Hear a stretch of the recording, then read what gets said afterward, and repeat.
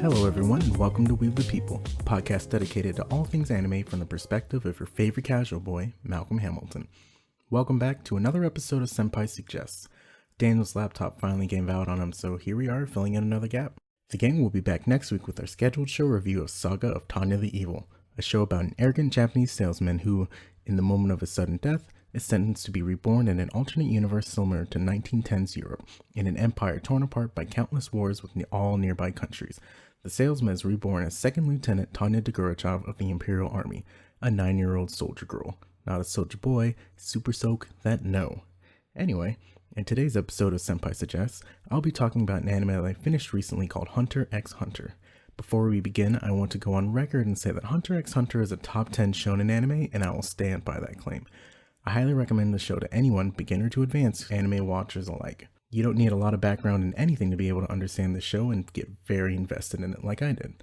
Hunter x Hunter is an anime that primarily follows the story of Gon Freaks and his journey to find his father who left him as a child to pursue becoming a hunter. It's based off a Japanese manga series written and illustrated by Yoshihiro Togashi. A little fact that I wasn't aware of until I did research on this show is that in 1999, Hunter x Hunter was adapted into a 62-episode anime television series produced by Nippon Animation and directed by Kazuhiro Furuhashi. The series that I watch, and I'm sure a lot of us more recent fans of the show watch, is the second iteration of the anime, which was produced by Madhouse Studios in 2011.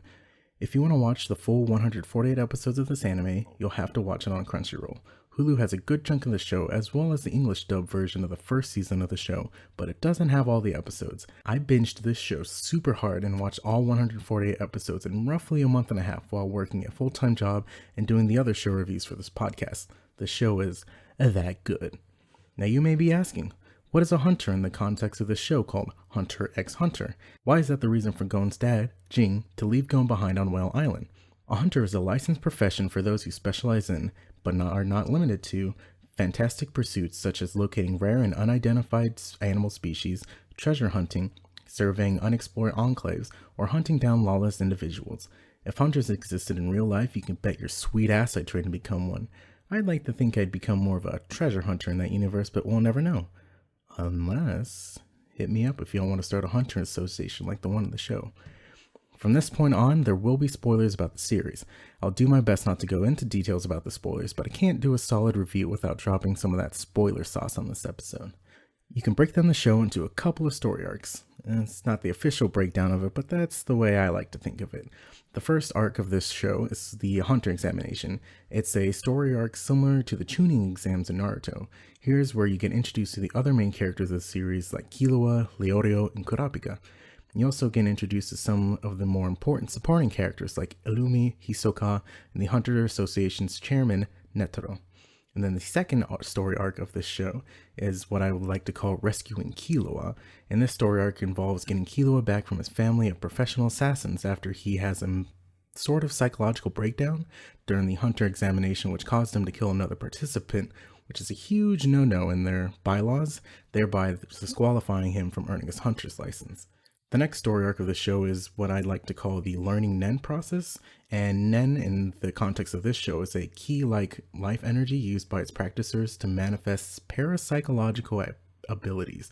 And if that was just a bunch of fancy words that you don't understand like I did, I would equate it similar to chakra from the Naruto series. This arc includes the Heaven Arena arc and marks the beginning of the show where it kind of turns into just the Gon and Killua show. Leorio and Kurapika kind of go off and do their own thing and they kind of come back later, but from this point on, pretty much the show focuses on Gon and Killua. The fourth story arc of this show is where the gang fights the Phantom Troop. The Phantom Troop is the main rivals for Kurapika, and it's the whole reason why Kurapika decided to become a hunter in the first place.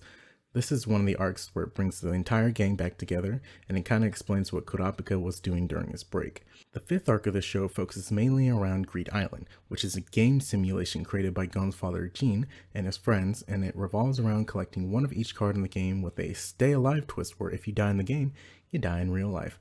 This is kind of like the show Sword Art Online, which I'm sure Daniel will go over in extreme detail when he does his version of Senpai Suggests, but we'll have to wait for him to delve into that. If you want to think about it, just imagine Pokemon, but you can die. Yikes. The second and last arc kind of encompasses a large portion of the show, and it focuses mainly on the Chimera ants, genetically modified ants who absorb the genetic material of whatever they eat. As you can imagine, this kind of gets out of hand and creates some truly dangerous versions of the Chimera ants to come to life since they were unchecked for such a long time. And the last and final arc of this anime is the Aluka and Chairman arc. This involves the election of the new chairman of the Hunter Association and Killua's mission to rescue his younger sister, Aluka, from his family who have kept her in a tightly sealed basement to contain her power, kind of like Akira. The anime ends there, but the manga continues past episode 148 of the show and leads into a new story arc that hopefully will get developed into an anime adaptation in the near future. If I had to rank the arcs from best to worst, I would rank them as Greed Island number 1, Fighting the Phantom Troop number 2, The Hunter Exam number 3, Learning Nen number 4, The Chimera Ant Saga number 5, Rescuing Killua number 6, and lastly I would place the Chairman Aluka arc at the very end. That's not to say that the arcs aren't all good, there's just a small gap of excellence that separates the quality of the arcs. Now let's get into why I decided to choose Hunter x Hunter as my Senpai Suggests this week. I feel like the shonen doesn't fall prey to standard anime shortfalls that I notice and are overused and kind of just expected to happen in standard shonen. There's an actual power creep and growth that happens in a reasonable way and is well explained for the most part. There aren't very many moments in the show where I question how a character got stronger or where a unique power spike came out of nowhere. It all is kind of just laid out and follows a very structured way of saying, like, he was this weak and then he did some training. You get to see the training and then you get to see the end results of it, which is pretty good. Going off of that, the anime builds off of itself in every episode. As far as I could tell, there weren't any filler episodes in the series. Each episode had a purpose, even if it seemed slow. Each story arc was compelling and kept leaving me wanting more. The story arcs are well connected and each left room for future growth and possible spin-offs. When I finished the anime, I can name at least 5 different story ideas that were left unresolved, but not in a frustrating way. They were all left open-ended in a thought-provoking way that leaves me wondering if that might come back in a major way to affect the future of the show. That for me adds to the potential of this show to come back and continue its dominance in my heart for lead shonen anime. They don't need to pull a Boruto and have a kid to revamp the series and take it in a different direction. That's as much as I'll say about the show for now, so I can give you all some time to watch it and get an impression of the show. I'm happy to go in depth about my thoughts on the show with anyone who wants to talk about it. You can hit me up on Twitter at MALC_HAM at Malcam on Twitter. But before I leave the Senpai Suggests open-ended, I can't give praise without also adding some critiques. One critique that I had about the show is how much it focused on the duo of Gon and Killua. Don't get me wrong, their synergy as a duo is fantastic and very much a large part of what makes this show good. However, Kurapika and Leorio don't get as much love as they should, especially Leorio. Leorio is on a whole new level of useless main character tropes. He starts off as the weakest one in the group and ends as the weakest one in the group, as far as we can tell. He doesn't get his own story arc and he doesn't get his own explanation of what he does while the story progresses. All we know is that he's training to become a doctor and he kinda just shows up whenever they need a character to do a task that wouldn't seem right for anyone else to do in the story. He's a witty and intelligent guy and I feel like they didn't utilize his character enough in the story. That leads to my other critique, which is kind of a flex of the show as well. Every character was very well thought out and had compelling stories attached to them.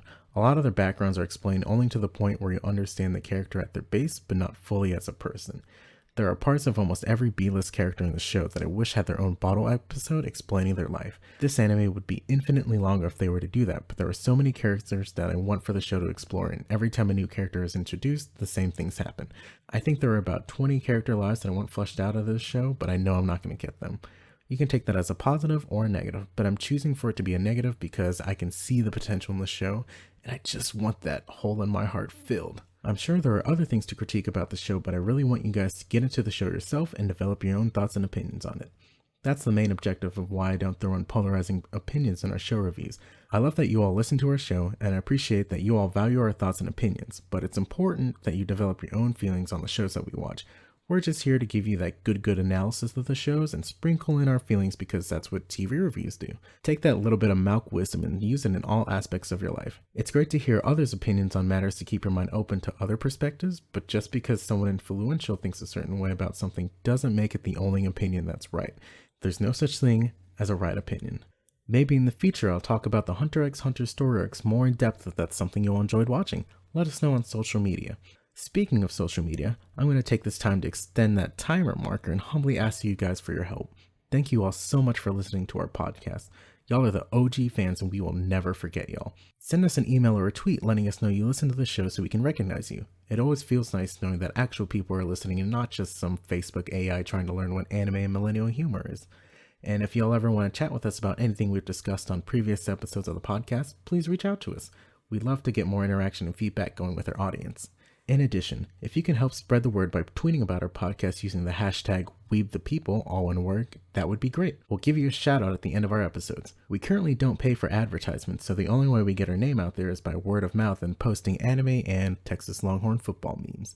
I've been saying tweet a lot because I personally don't like using Facebook, but any form of social media promotion would be greatly appreciated. There's only so much we can do as hosts by sharing our own posts, but if you can spare a few minutes and a little bit of pride to retweet and share our podcast, it would mean the world to us.